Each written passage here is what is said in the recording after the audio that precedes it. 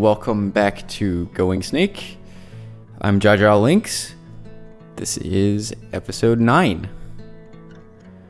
And this week I've got a doozy for you. Actually, not really, I guess. This is... I kind of feel like this is an episode that just sort of had to happen. It's not maybe the most exhilarating one in the world, but it had to be done because we are in desperate need of some residential zoning in Goingsnake. So what we're going to be doing today is just expanding downtown a little bit and building some downtown residential, as you can see by the title of the episode. So there were kind of two aspects of this that I focused on for this episode. The first one was just sort of expanding this grid and kind of bringing out a pretty similar style of houses to what I already had downtown, as I'm doing here. And then the second thing that I worked on was, I think, a little bit more exciting, and that was a big apartment complex, which is just to the left of where I'm working now, kind of over by where the brewery is. And that actually came out pretty cool. I'm happy with the way that came out. I was actually mulling over the idea of doing that for a while, apartments like what I end up building. And I don't know, at first I wasn't really planning on doing them downtown. I was planning on saving that for a later episode when we expand to some suburbs and stuff like that. But I don't know, I needed residential. I didn't want to just keep going with this grid just through everything. So I thought that it was a nice way to break things up a little bit. So we'll see that in a bit. I guess I'll talk about what I'm doing right now though. So I tried something a little bit different for doing these grids than what I had done for some of the previous residential up there. Those were a little bit more just kind of plopped down. But what I did with this was I grabbed a couple of houses that kind of fit the aesthetic I was looking for, and I threw them over there up at the top right. And then from there, I just kind of grabbed those and filled in the lots. And then there were a couple of smaller ones that I threw in the back that I kind of picture as like a garage. And then I had one that I threw a trailer in the back. I don't know, maybe that's like a guest house or something. And I guess I should say shed, not garage. I guess that's more what they would be. But I thought that would be a nice thing to give just a little bit more detail to these, and also kind of boost just the capacity for residential that we had. Because as you see there in our demand bars, residential is what we need right now. Which is interesting because I feel like, if anything, commercial, but I guess we don't have enough people to work at the commercial places. I feel like I haven't built much commercial yet, but I feel like I've built a good bit of residential. I don't know. Like, we've got the parking garage, which I think has a 4,000 family capacity or something ridiculous like that, and it's only got like 200 families living in it. Households, I think. That's actually been interesting to watch. As I've been expanding this city, the parking garage, which is residential with some stupid high capacity, I guess that's how it ensures that people actually go to it. Anyway, the parking garage has been very much dwindling in how many people are living there. And I don't know if that's because quality of living at the parking garage is just not very good, or if quality of living in Goingsnake as a whole is just not really good and everyone's bailing, which kind of seems like it might be the case. So yeah, that's something that I need to work on because, like I've said, I do want this to be livable. And I think over the next couple of episodes, it's going to start to get a little bit better. I'm planning on building some parks. I'm going to start working on public transportation a little bit. I just wanted to kind of get the base layout figured out before I put all that stuff in. But we're getting there, so hopefully between adding more housing and in some coming episodes, getting some amenities and stuff, people will start actually wanting to live here, and we'll get that population up, because so far it has not gone up a whole lot.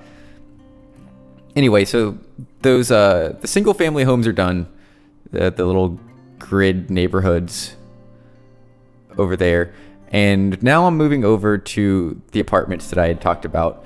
And this is really where I spend most of the time this episode. I didn't go too crazy with the detail on those houses, just because it's really, for me, those were more just about filling in the space. That's not something that I plan on necessarily giving too terribly much screen time. I just want it to be enough to kind of look decent from afar, as far as the detailing goes. And I don't know, I think they're fine. I might throw a couple more trees in there at some point, but I think they're good enough. These, though, I did give a lot more detail. I spent a long time working on these apartments, and I don't know, I thought this was a pretty cool build. I found these apartments in the workshop, and really, I think they might actually be townhomes. I think I might be calling them the wrong thing. There's like 4, yeah, I guess they're townhomes. There's 4 townhomes per building, I believe. And, yeah, they look nice. They look like the kind of thing that would just have a big sort of neighborhood with a bunch of them clustered together. And I was toying with some different ways of kind of combining them to give a little bit more variety and just sort of, I don't know, give it a little bit of a different look. And I came up with some cool stuff. I like the way that this all came out. And then eventually I gave them a pool. I ended up not keeping this particular design that I just built there. I kind of built these roads without a real plan as to where exactly I was going to put some of the apartments. And then I was kind of just, condos. And then I kind of just filled them in where I felt like it would make sense. And it was a little bit of trial and error. I did some tweaking in a couple spots as I was going through it. And then this parking lot was a pain. I wanted to give a little bit more diversity to this whole situation. I didn't want all of them to just be in rows. So I wanted to give this, I gave this bit a little bit of a curve. So I gave the parking lot a little bit of a curve, and placing these parking spots on a curve is not optimal exactly, but they came out all right. And I think I upped the playback speed of me building this so it doesn't take quite as long. One issue that I was having with this build is I cannot figure out why that's happening with some of the cars being at weird elevations. I had a lot of cars that are just going into the parking lot, into the road. And then I also was running into issues with cars floating. And I don't really know what the reason for that was. I think it's got something to do with the height of those parking spaces. But I don't really know how to check that, because no matter if you raise them or lower them, they just show as being on the road surface. And if you raise it, the car disappears, so I can't just raise it and see if the car goes up or down with it. Plus, they're really hard to select. I don't know. I played with them a little bit, and I couldn't really get a solution I was happy with. So, I don't know. And then what I did here, this is going to be sort of the leasing office / amenity area for the community. So I gave them a pool, and then I just threw in this little house that I'm kind of picturing as being the leasing office, and then maybe there's like a gym or something in there. So I think that came out really cool. And then this pool is just vanilla. It's the community pool or something like that. I think it came with one of the DLCs. I want to say maybe Park Life or something. Or maybe Green Cities. I'm not sure. It's supposed to help with like the quality of life and wellness and stuff like that. So hopefully, it seemed like there were a lot of people moving into these apartments. So hopefully, this will help kind of boost the goodness of some of this area, and maybe outside of the apartments also, so we can start getting some people moving in. But I wanted to make it a little bit more custom than just plopping in a vanilla asset, so I gave it some nice tiled floors. I figured that made sense for a swimming pool. Obviously, I gave it the leasing office there. And then I was hoping I could maybe cover up these fences that were around it, because it's kind of an ugly fence, but I couldn't. So instead I did a hedgerow all the way around it, and then I filled that in with bushes a little bit just to give a little bit more detail to this thing. And I thought it looked pretty good. It wasn't something that was too terribly time consuming, because I was trying to build a lot this episode and I didn't want to spend too much time on any one thing. This did end up being something I spent a fair amount of time on, but nothing too crazy. And then once I kind of filled in that, I threw some trees in, and then I went and cleaned up the entrance a little bit, kind of just made this a little bit more presentable.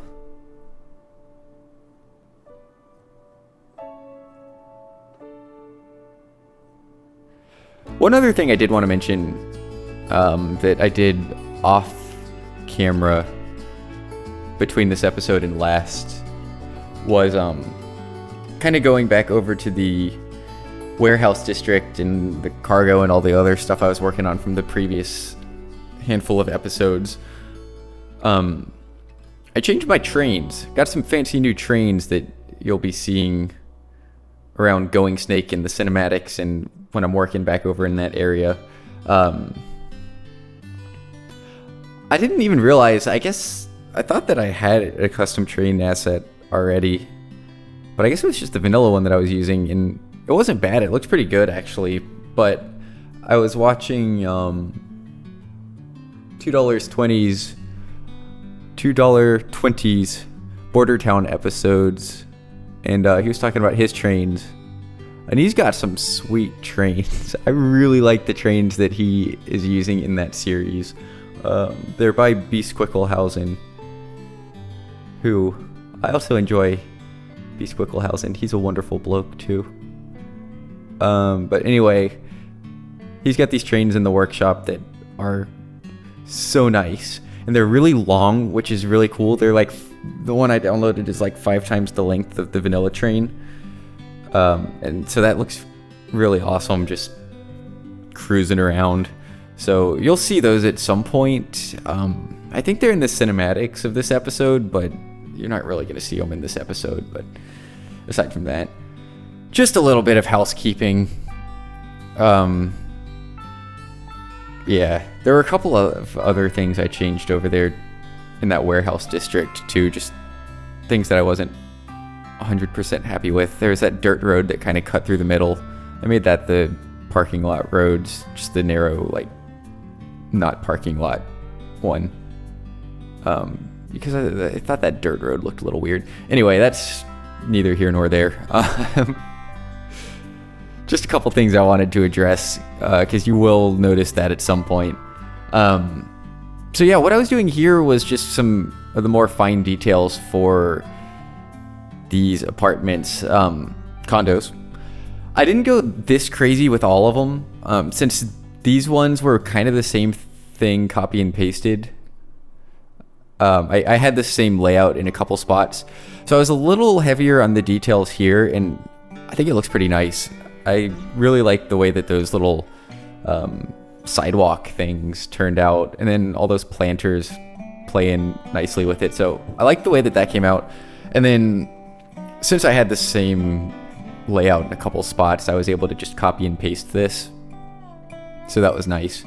And then the ones that were a little bit more of a one-off type deal that I hadn't just copied and pasted, I wasn't quite so generous with the details on. I also feel like this is a lot of props, and for the sake of not hitting my prop count limits and also my computer being able to continue to run this city, I thought it was best that I use a little bit of restraint. But yeah, so that's what I did. Just a nice little copy and paste job there. I think it worked out pretty nicely. One thing that I'm just now realizing that I did not do that I kind of wish I had was detailing around the back of these, like their backyards and stuff. Even just a little fence or something behind those I think would have been nice. That's something that I might have to squeeze in a future episode. Yeah, I think that's gonna happen. I'm planning on... I'm not gonna be over here in this area for the next couple of episodes, I don't think. But I'm planning on, because this is right over by the river, I'm planning on doing sort of a riverfront park type deal that sort of skirts around the edge of the city, or at least the little peninsula that this area is in. And just kind of cleaning up the transition from river to land as part of that. So I think maybe I'll revisit this apartment complex and give them some nice little enclosed backyard areas when I do that. I'm thinking just even like some fences and a grill or a patio or something, I don't know. And then this I just kind of threw in. This is just a sign. This name is kind of a placeholder. We're calling them Riverside Woods because they're on the riverside and they're in the woods. I don't know. I really didn't put that much time into those. I just wanted to kind of slap that there for a little more detail. And one other thing I did, and then this is pretty much it for this episode, but one last thing that I did was upgrade these roads. I found these American roads on the workshop, and one thing that I don't love about the assets this game provides you is how I feel like the roads in this game aren't that realistic for the most part, at least for an American city, because in the US most roads have the yellow lines in the middle, and none of the roads in this game have that. So I downloaded these roads and I upgraded some of the main roads throughout the city to have those yellow lines. I left Main Street because that's cobblestone, and then I left the I don't know, the roads that are parallel to Main Street, because I am looking at those as like neighborhood roads which don't have yellow lines. Unfortunately, it's kind of a weird color difference, and I know you can change the color of these roads with network skins, but then it screwed up the intersections and it didn't look right, so I kind of just have to live with it, and I tried to make the transitions work as best as I could. I don't think it's too big of a deal though. But yeah, so I replaced some of those roads. I replaced the main highway also with the road that has a yellow line in the middle. And that's pretty much it for this episode. Here's our before and after shot. I hope everyone enjoyed. Finally got it down to about 20 minutes. And yeah, until next time, here are some cinematics for you.